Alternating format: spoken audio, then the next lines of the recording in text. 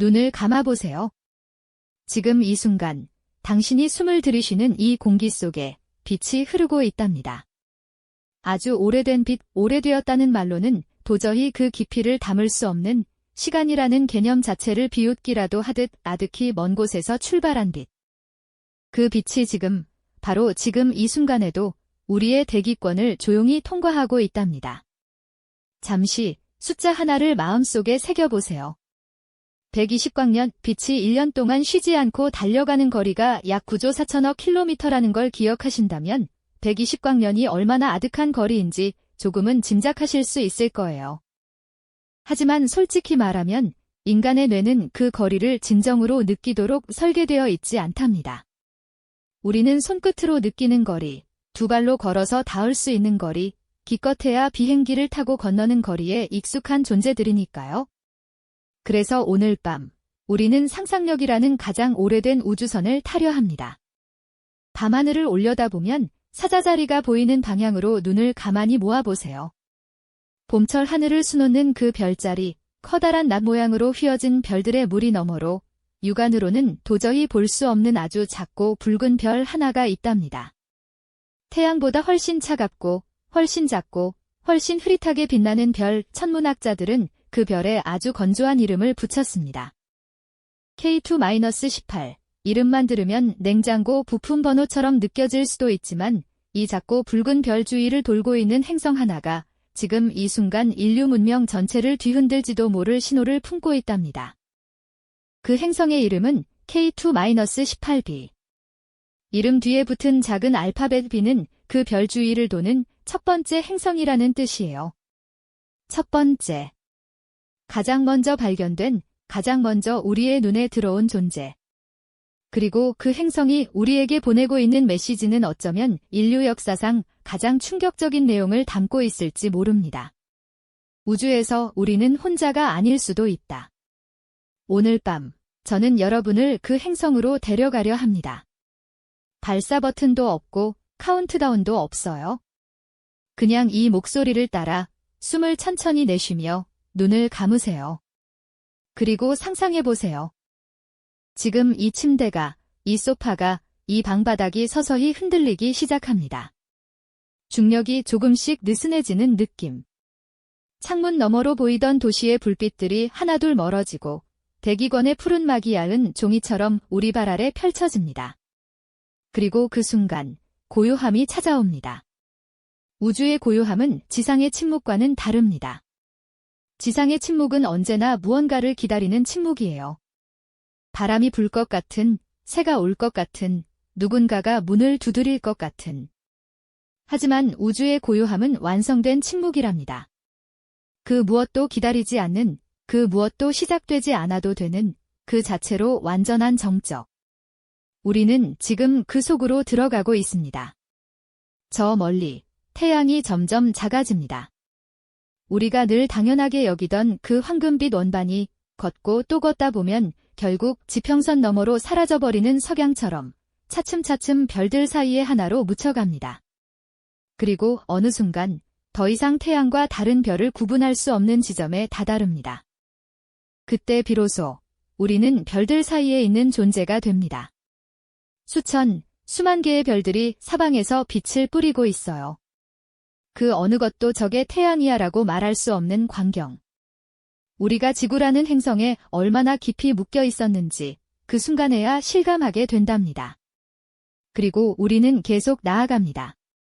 10광년, 50광년, 100광년 빛이 1년에 9조 킬로미터를 달린다는 걸 다시 떠올려 보세요. 빛의 속도로 달려도 100년이 걸리는 거리를 우리는 지금 이 상상의 우주선으로 건너고 있는 겁니다. 실제로는 현재 인류가 보유한 가장 빠른 탐사선, 보이저 1호조차 그 속도로 120광년을 가려면 약 200만 년이 걸린답니다. 인류 문명 전체보다 수백 배는 긴 시간이에요. 하지만 상상은 빛보다 빠릅니다. 상상은 물리 법칙을 비웃습니다. 그리고 드디어 저 앞에 붉은 별 하나가 나타납니다. 태양보다 훨씬 붉고 훨씬 조용하게 타오르는 별에 마치 거대한 불꽃이 거의 꺼져가는 듯한 깊고 진한 주홍빛. 그런데 이상하게도 그 별빛은 차갑게 느껴지지 않습니다. 오히려 아주 오래된 벽난로 앞에 앉아 있는 것처럼 나지막하고 꾸준한 온기가 느껴집니다. 그 별의 이름이 K2-18이에요. 그리고 그 별 주위를 무언가가 돌고 있습니다. 처음에는 그냥 점처럼 보입니다. 어두운 공간 속의 작은 점, 하지만 가까이 다가갈수록 그 점이 서서히 윤곽을 드러냅니다. 구형이 둥글고 묵직한 천체. 그리고 그 위에 드리워진 색깔. 파란색. 아니, 파란색이라는 말로는 부족합니다. 지구의 바다 빛깔보다 더 깊고, 더 어두우면서도 더 투명한 어떤 화가도 이름 붙이지 못한 색깔. 마치 우주 자체가 그 행성 위에 직접 색을 입힌 것처럼 그 표면은 온통 빛나는 물빛으로 덮여 있습니다. 그게 바로 K2-18b랍니다. 그 행성을 바라보는 순간 이상한 감정이 밀려옵니다. 그리움 같은 것, 한 번도 가보지 않은 곳인데 왜인지 낯설지 않은 느낌. 마치 꿈속에서 본 것 같은, 어린 시절 이름도 모르는 책에서 스치듯 읽은 것 같은, 전생에 살았던 곳 같은. 그 감정의 정체를 저는 알 것 같습니다. 그 행성이 지구와 닮았기 때문이에요. 아주 많이, 그리고 아주 이상하게. 지금부터 그 이야기를 시작하겠습니다. 120광년 너머의 푸른 행성, K2-18b.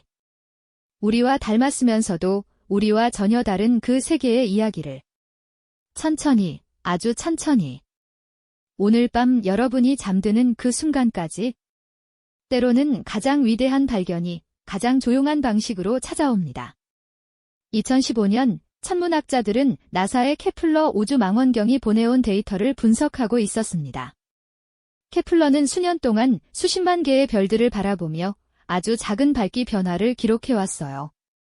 별 앞으로 행성이 지나갈 때 마치 손전등 앞에 동전 하나를 갖다 대면 빛이 살짝 줄어드는 것처럼 별빛이 아주 미세하게 어두워졌다가 다시 밝아지는 현상. 천문학자들은 이 현상을 통과라고 부릅니다.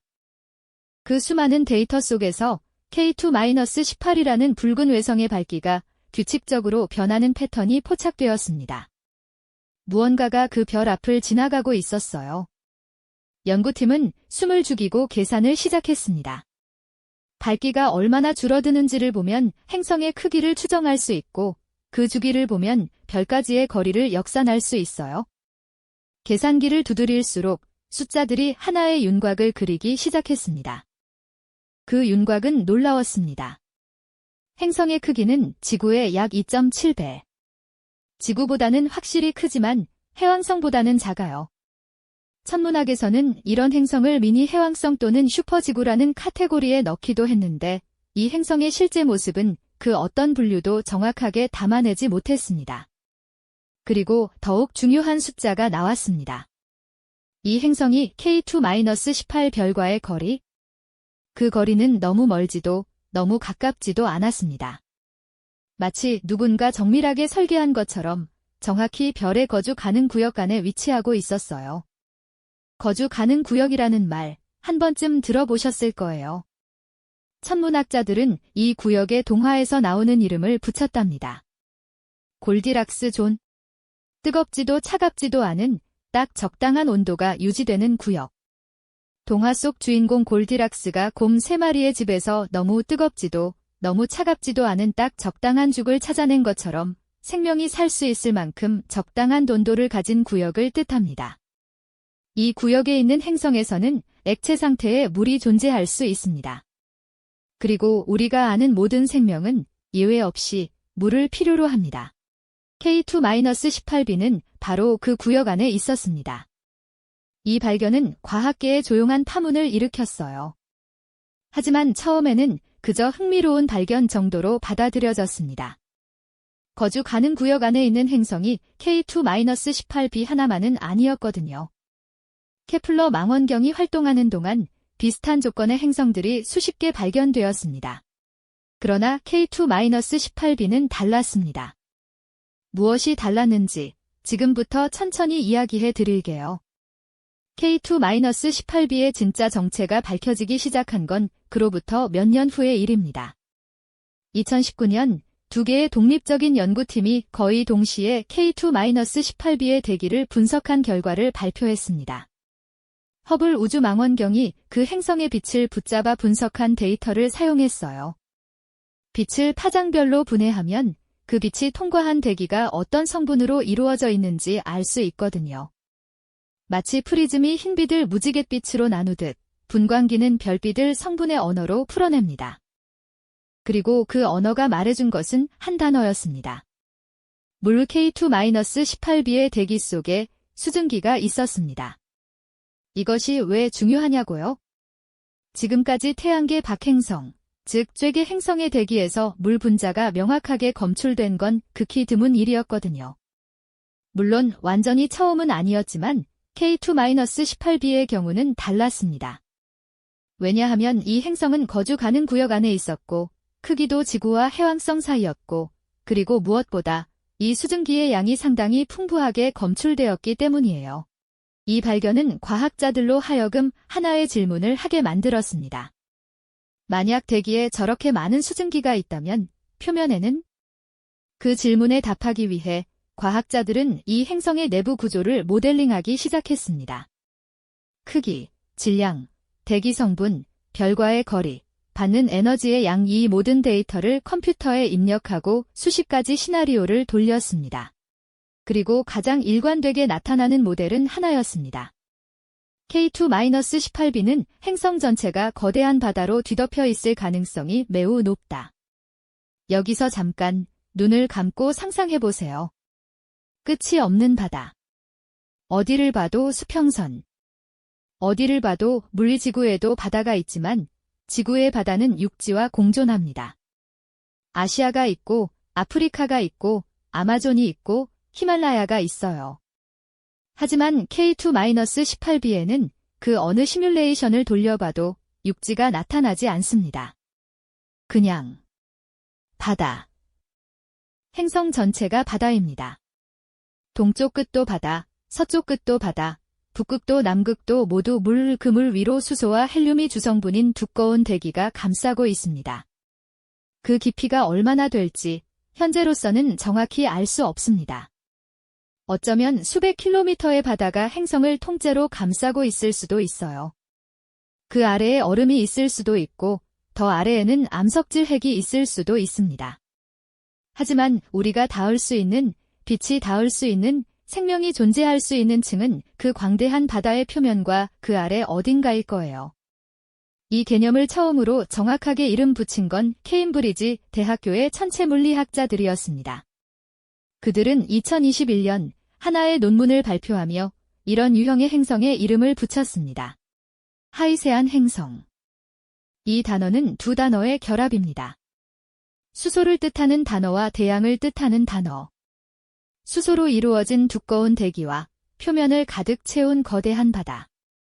이 두 가지를 동시에 가진 행성 유형.